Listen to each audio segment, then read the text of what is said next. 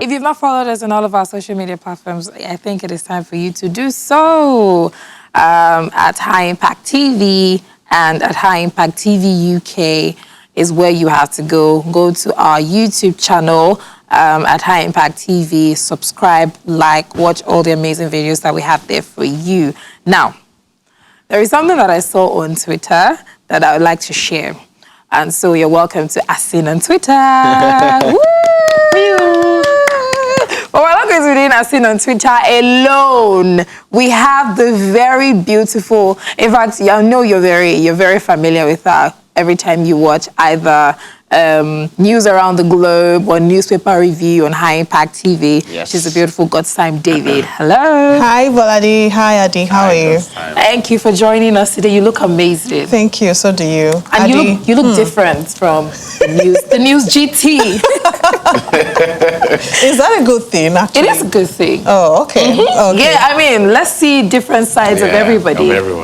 Thank you. Thank you. Thank you. Now, so I saw something on Twitter that I want to share with everyone, and I'd like to know what people on Twitter had to say and what you think about it. Okay. Now, so it says that this is from Mochivius, All right. and she says, I dislike that best students in school don't often do well in life trope. It's such a lie. I'm going to read it again. She says, I dislike that, in quotes, best students in school don't often do well in life trope. It's such a lie.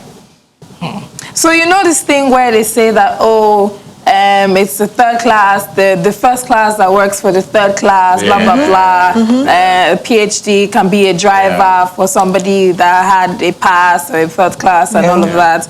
And, people ran with it for a very long time. She's saying that it is a lie. She doesn't believe in it. So we have a lot of people that have done really well in school, best graduating students, and they're doing fine in life, while some other people had other things to say. What do you think? I think it's such a lie as well. I think it's complete rubbish, complete nonsense. Because the thing about education is that it measures you according to a particular context. Do you understand? So it doesn't see you outside that context. Okay. And you are greater, you are bigger than your grades. You are much better, you are much... there's more to you than your grades. There's more to you than your certificates. There's more to you than your first class honors. Do you understand? That is just an academic measure. And academic measure is not always a guarantee for success. True. So I think it's complete nonsense, actually. True. Well, I would agree it is nonsense. However, I think the reason why this generalization came up was because you find most first-class students struggle after school.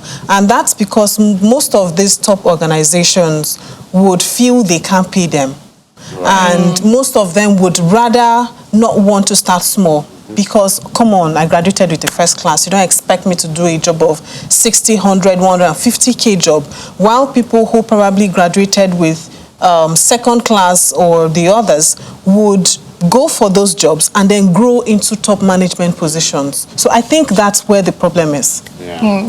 So I think that it is half and half, and this is why. Okay. So I realized that if you, I'm going to use the university standard right now. Okay. So when you graduate as, sometimes, this is not a general saying, when you graduate as a best student and all of that, there's already that pride, there's already that pressure, there's already that idea that you have attained something. Like it means that, in fact, you already have that ticket to enter any door. There's an opportunity that has been placed on you to, you've been given, no, you've not been given, you've earned it. You've earned an opportunity to enter anywhere. Yeah. That's like you have a first step to enter anywhere. So that has given you some sort of relaxation feeling that, okay, I've done well for myself. Yeah. I have this opportunity. Anybody can call you because, I mean, when you go anywhere and you say that you finish with a first class, it's a conversation starter. Like, okay, let's hear you out. Let's hear you out. Yeah. I mean, if you have 1 million second class and you have just one first class, of course, they would first call out the first class. Look, it is human bias, it is sentiments, but it's the truth. Okay, this person has a first class. That's an edge over every other person. Let's hear what you have to say. Yeah. then, you know, there's that laid back feeling that comes with somebody that already has that, you know what, I did well. Yeah. And then the other person that didn't do as well is working twice as hard. Like I was going to say Do that. you get that? Yeah. This other person is working twice as hard because they know that that opportunity is not, there is no job anywhere. There's no opportunity anywhere. So I don't have that same drive. Not drive per se. I don't have that same opportunity as this one has because the door is already open. I have to knock, break, kick, and then pull through. fight, pull through before I enter. So there is that extra drive for this other person that this one doesn't have because they don't need it. You get, so because this person already started working the extra drive after getting a third class, they keep moving. Right, They see opportunities where other people are not seeing it. They have entrepreneurship spirit because, I mean, they feel like, okay, so maybe a white-collar job might not want to give me an opportunity because I don't have what they need or I don't have the standard. So they create an opportunity for themselves. Like, I just listened to a video. I watched the video by Sam Adeyemi, and he said something about creating your own luck. Right. So people with that kind of degree would want to create their own luck. Like, you know what? Okay, so these people want first class. I don't think I have that opportunity. And because of that, these people have the extra drive. They keep pushing, keep knocking. They would go anywhere. They would do anything. Like you said, like they have the ×2 drive to become, you know, the big person that they are. They are now, rather. But the best students, well, not all. Not all, really. Not all. Not all, to be honest. Some people have that very, you know what? I mean, I've done this, so I can probably do it again. I can probably do it. It's not a big deal. But then again, I think it has to do with opportunity because most first-class graduates, the ones that are well-informed, you know, there are scholarships, there are top jobs that require first class. And if you are informed and you pull through, a lot of them get scholarship, they travel abroad, and they are doing really well. So I think it has to do with being informed with what you need to do, not just sitting back, because most times when you graduate with first class and then you go to 1 or 2, 3 offices and you're rejected, most persons would feel disappointed. And then they'll fall back. You know, okay, so there was a particular year in the UK, right? For the life of me, I cannot remember the research organization, but they did this research and they were measuring employment in the UK. You know, the classes of students that get employed, blah, blah, blah. And they found out, I think I've said this on Tea or Coffee before, as a matter of fact, actually, they found out that year, you know, that employers were employing more second-class upper students than first-class students. So then they did an interview, they did a survey, and then they found out that the reason why employers are employing more second-class upper students than first-class is because second-class students have a social life. That's another angle. Yes, another reason why second-class students are better at people, as in with people management. They're people persons, you know. So they are better at, you know, leveraging, at lobbying, you know, at politicking, especially managing people and things like this. So, you know, the research essentially was trying to say that, you know, like it was trying to, they weren't really trying to, they did the research properly, you know, and the methodology, whatnot, everything checked out. But what that research then showed is that, you know, you don't have to have a first class. You know, it's important, as you've said, God's time. There are particular jobs, you know, especially when it comes to like the oil sector, the medical engineering, sector. medical, very sensitive positions. Well, I mean, all jobs are pretty much sensitive, really. But you know, particular jobs you really require, especially, you know, when you're dealing with like medical, neurosurgery and things like this. You know, it's like a life and death job that you really need to know what you're doing. You know, but you know, and that particular research was done for it was done for all sectors. But you know, nevertheless, you know, there are jobs, as you've said, that require first class honors, and I think it just goes to show that it's like relax. You know, it's like, not. You know, have extracurricular activities. Do extracurricular activities. You know. Somebody, I was asking a question one time about what's that thing called, homeschooling and remote learning, and there was a serious conversation on a group that I'm in, and then they talked about why some people the question was like, would you allow your children to homeschool? Would you homeschool your kids and all of that? And then somebody raised a very valid point. The person said that, okay, so yes, I might want to allow my kids, homeschool my kids, but the only problem is, how about the social life? How will my children mingle with other children? I don't want to raise children that will be socially awkward in life. I mean, I benefited from mingling with other people's children, and then I formed friendships that have changed my life forever. I learned life. I was able to navigate through life. I mean, because the truth is, whenever you're graduating, they say you've been found worthy of character and learning. So character actually comes first before learning. So, and character is a build-up. That is how you've related with people, your lecturers, the extracurricular activities that you've been able to put yourself through.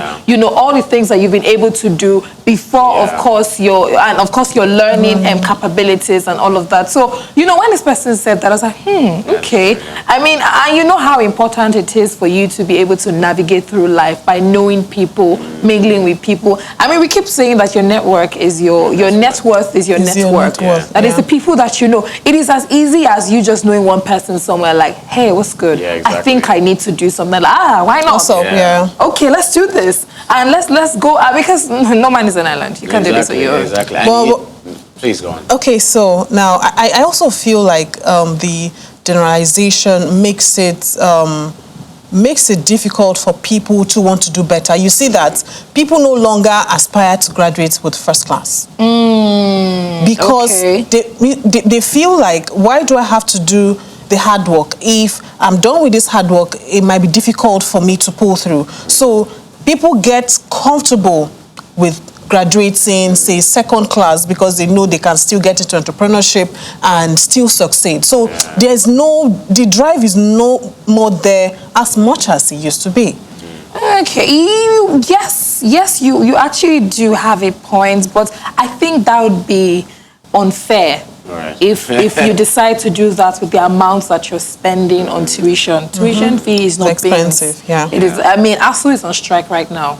We know how difficult it is for a lot of people to weather through that storm. So if you're doing that intentionally, not because you're struggling with a lot of things, or not because you're juggling a lot of things, or not because of the fact that Pepper is probably a lecturer, or somebody's trying to frustrate you. If you're doing it intentionally to lag behind in school, then that's just unfair. Unfair to you if you're the one paying your own tuition fee, or unfair to your guardian or your parents if they're the ones paying your tuition fee. It's really unfair to your own abilities as a person. Because if you can deliver 90%, I think you should aim to deliver 90%. True. And I also feel like organizations should put measures in place, not just employing people with second class or assuming that you can't pay them.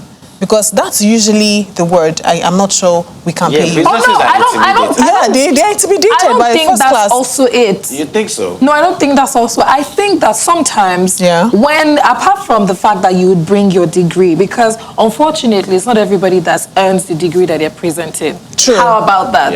Apart from that fact, they would actually test your capabilities. We want to see what you can do. We want to see your knowledge. They would give you aptitude tests. I know a lot of companies that do that. It's like, okay, yes, you have all of this, very good, fantastic, good for you. How about what you can do? Then you realize a lot of people cannot do what they said they can do. Actually, especially, in this job, in the media, your degree is good, your degree is nice.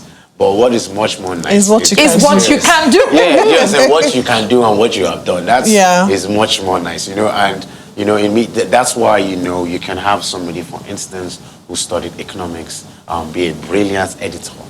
Someone who studied science. Be brilliant on camera. Someone who studied biology, be a brilliant presenter. Because especially in this part of the job, your degree is nice, and that you understand the politics and the conversations that are being had in media. It's very nice that you know all of these things, but what can you do? What are you really bringing to the table? And the reason is because businesses are not just media businesses. Generally, businesses don't like wasting time training staff. Like, they need you to deliver today.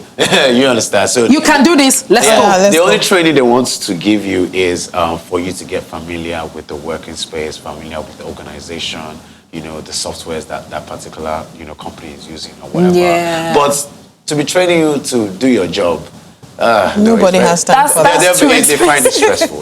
Nobody has time for that. If it was you, would you want to do that? I mean, you have 10 people that are experienced. They would not cost you so much. Then you have 2 people that are going to, cost you more. Come on. Of course. But then, I mean, we're saying this, and I find it very interesting that, for instance, loads of PhD students, research students, are finding it difficult to get jobs. Even sometimes master's students, they find it difficult getting jobs because, some of these organizations are intimidated by the fact that this person has a master's, or do you understand, as this person is going to want. I think GT said this. What kind of I disagree. I feel like if you are going for a multinational, if you're going for a multinational, they will not be intimidated. How many multinational organizations, You have a point. You do have a point. And these selection spots for these multinational organizations, if you probably find like 20 master students, 1 PhD students. True. Do you understand? True. So compared to the other kind of organizations that are not on the level of multinational organizations, and those other smaller organizations, that's the problem. Because they feel like they don't have the money to pay you, they get intimidated by your degree, and they tell you to look elsewhere. And also, it also has to do with the position. There are no jobs.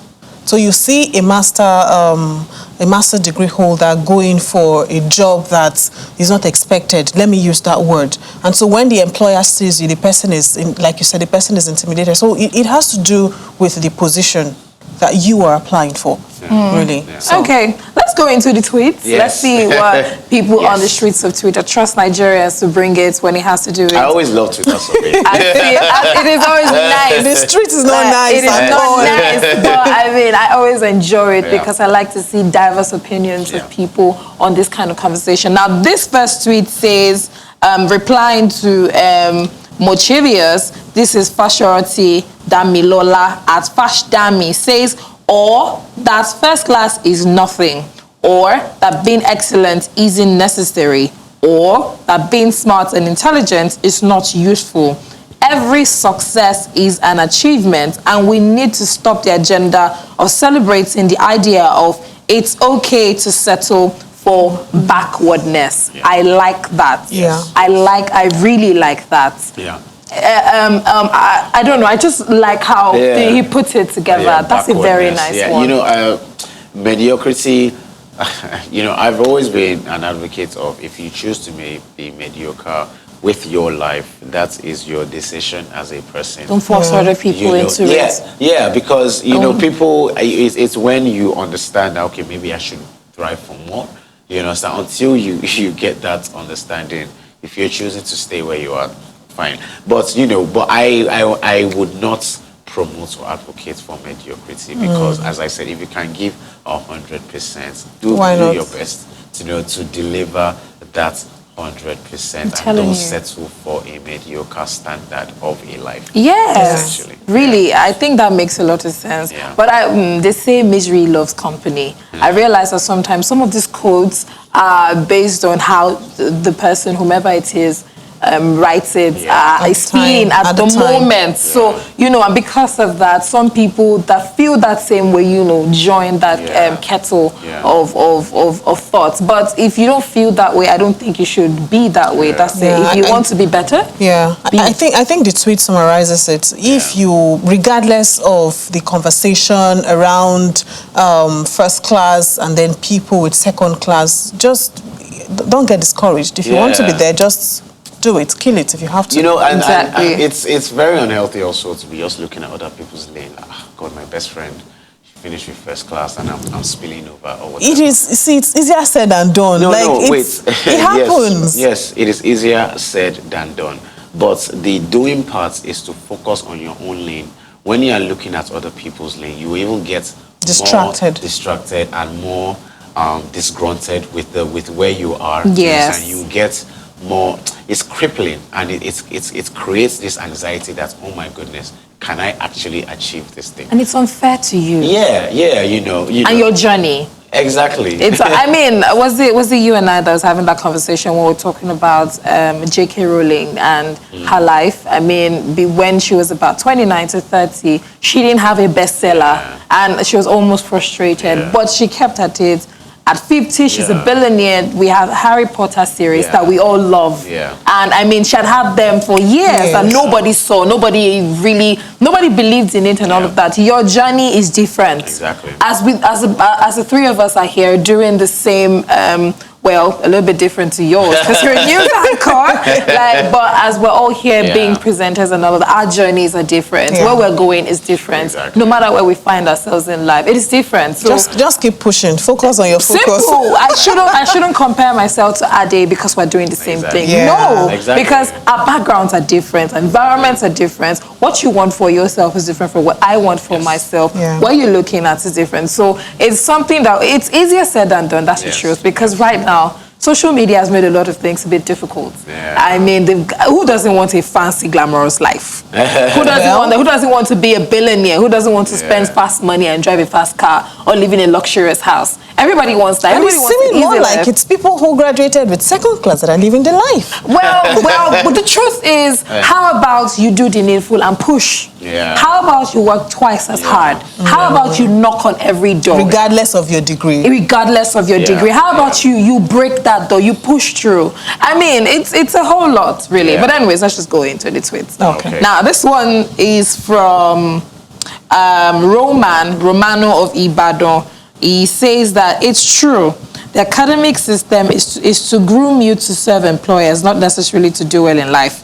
Many of the world's richest and most innovative people either failed in school or dropped out. Brilliant students can also be rich and creative, but most are not. The only part that I want to pick out is the creative part.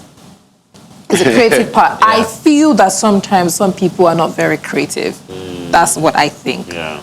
But I don't really agree with the other things that he has said. Yeah. But I feel like sometimes some people are not very creative. Once 2 or 3 doors have been closed, they just sit Shut back and it say, down. you know what, nobody likes me, nobody wants me, I think I'm going to fail in life, and all of But that. it takes a lot to keep pushing after being rejected by 3-4 people or 3-4 offices. It takes a lot. I think I agree with you that it takes a lot. But if you know there's some there's some conversations you have with yourself that you say, look, I am beautiful. I am wonderful. I am built like the eagle. Like I saw above skies. Like no matter there's a way you can speak, and that is why I particularly like this program, because I feel like we give people some form of template to encourage themselves. There is a particular way you speak to yourself to that. Like after 10 rejections, you're like, I'm still doing this. As in, I'm still the best at this job. Yeah. So I'm going to keep applying. Positive affirmations. And, positive affirmation. It is easier said than done. But if you actually own it, that look, I am amazing. Well, it doesn't matter whether I have a 2nd-class degree. It doesn't matter whether I had a 3rd-class degree. I made a mistake. I was a bit distracted, but that is not who I am. And then and then you're saying these things to yourself. It doesn't matter the rejection that comes your way. Like you will literally thrive to it. So I actually spotted something in this particular tweet where it says the academic system trains people to be employees. I think maybe so the university space in particular, I feel is not just for education, but it's actually to build a network of strong friends. So, in countries like in America, right, they have this fraternity, fraternity clubs and stuff like this, Greek clubs. Yeah, Greek clubs and stuff like this, yeah. Peter's Eye. Yeah. Kappa Nu Phi. I wish we had such. Yeah, we do. Okay, yeah, let's move on. Let's move on. Let's just move on. Yeah. Yeah. So, and with the fraternity homes and stuff like this in American colleges and American universities, it's a bit weird because it discriminates and it sort of pushes people aside and stuff like this. You have to be of this standard to hang around with us and things like this, which I don't agree with. But the point I'm trying to make from this particular fraternities is that the point of doing that is that, for instance, if you're in a Greek club and you go and like 5-7 years later you're trying to apply to a job and the HR person isn't from that same Greek club, guaranteed to get that job. But isn't that what Rotaract Rotaract and all these other clubs are for? Rotary Club. Rotary. No, Rotaract is for universities. Yeah. So I think they have different levels. Okay. There is, I don't know what the beginning level is, but I know there's Rotaract and then there's Rotary for adults. And I know there are other clubs too like that. Okay. And I know about... For Rotary, you don't necessarily have to attend the same school or work.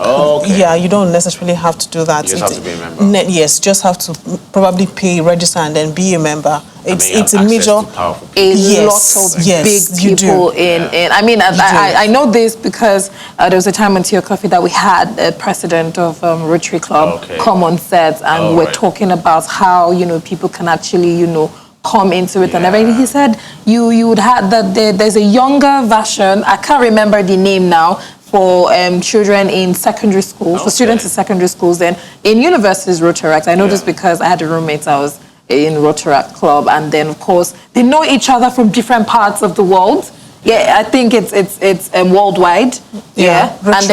And then you graduate from Rotaract when you are at a certain age. You move to Rotary clubs and all of that. And I think that really makes sense. And there are some other clubs like that in the university. I knew a lot of those ones in universities too. Not cults.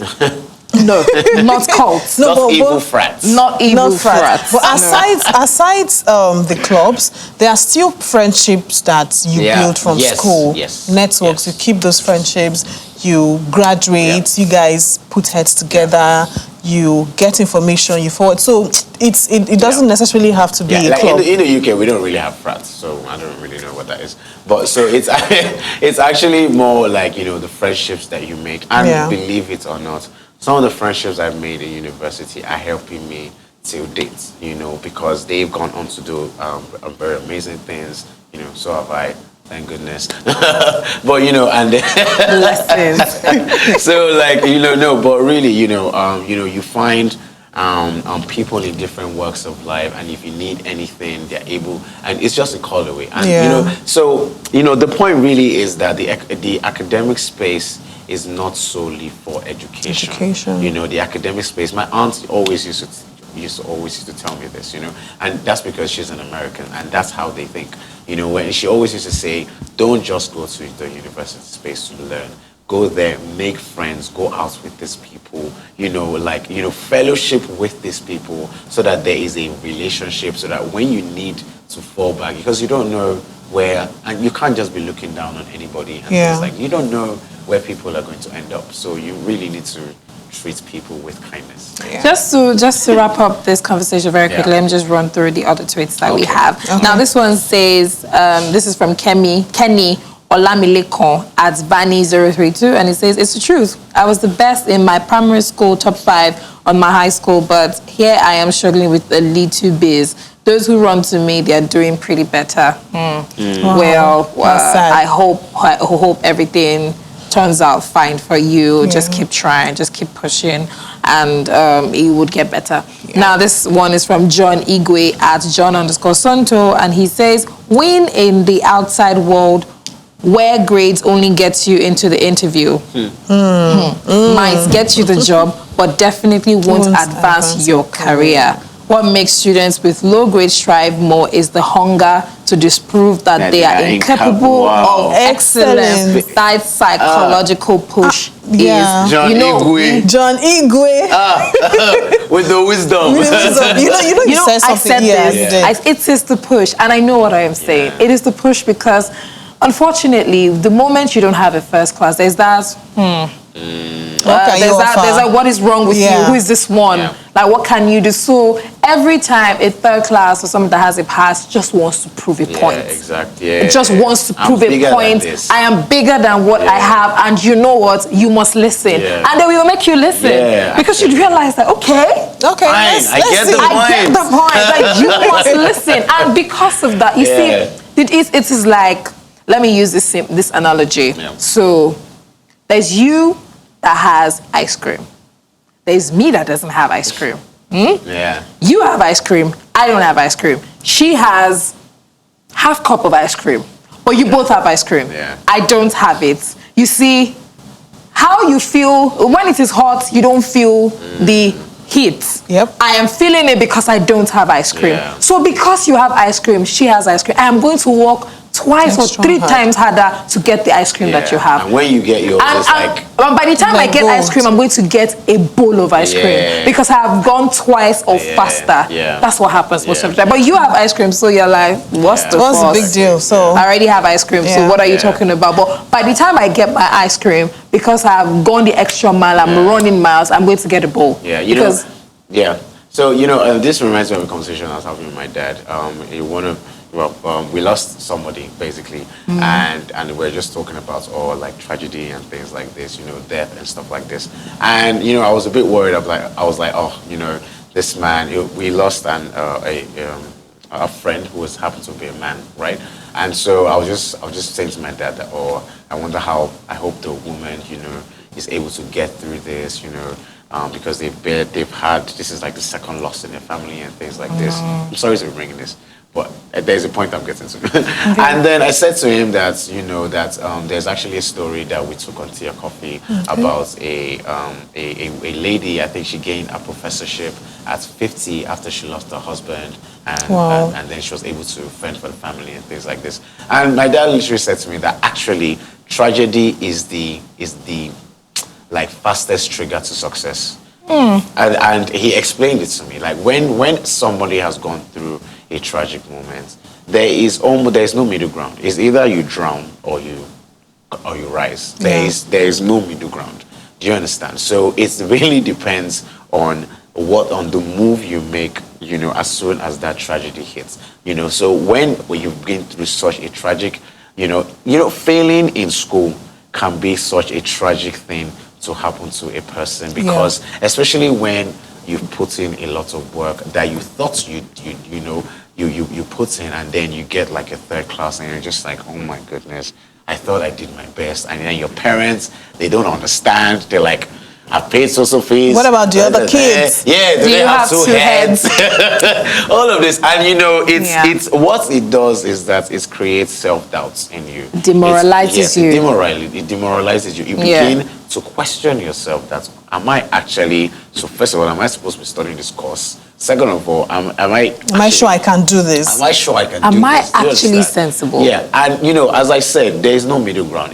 Honestly, it's either you drown or you rise. And it depends on the conversations that you're having with yourself. Having those conversations with yourself can be difficult, and that's why you need a strong. These are things that we talk about on Tea or Coffee all the time.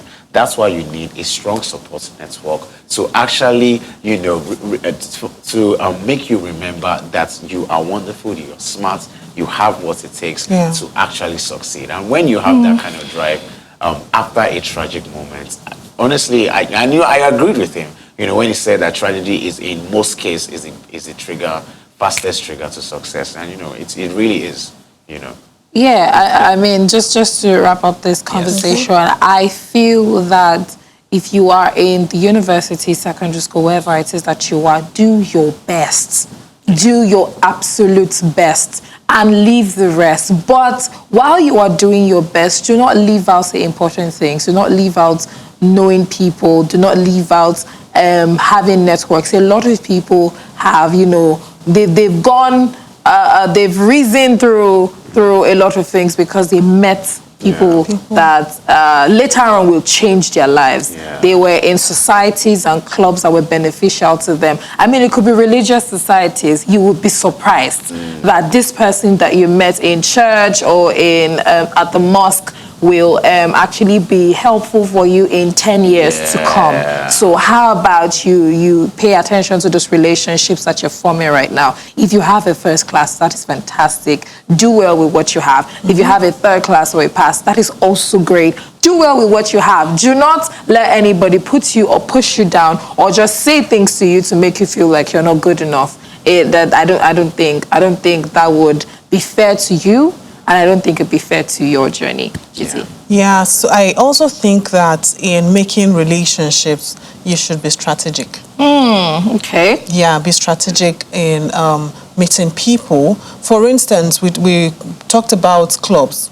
So it's okay to look out for one of these clubs and then get yourself there with a sole aim. So for instance, I want to join the Rotary Club. I know the reason why I'm going there. I'm meeting these people, I'm creating these relationships because I know what I need them for. Yeah. So it's okay to create relationships, be strategic about them. And if you don't have a first class, as Balade said, it's okay, you're doing well. But if you have first class, it's fine, but you have to keep pushing regardless of what you have. We want to say major thanks to Godtime David for Thank you joining so us much. this Amazing. morning. Amazing. Thank you so much for joining us. Thanks for having me. We hope when we call you, you come again on Tea or Coffee. I will. Yeah. You know, fun fact. Thank you. Yes. Fun fact. Godtime used to be on Tea or Coffee. Oh, yeah. Yeah, about a year. Yep. Yeah.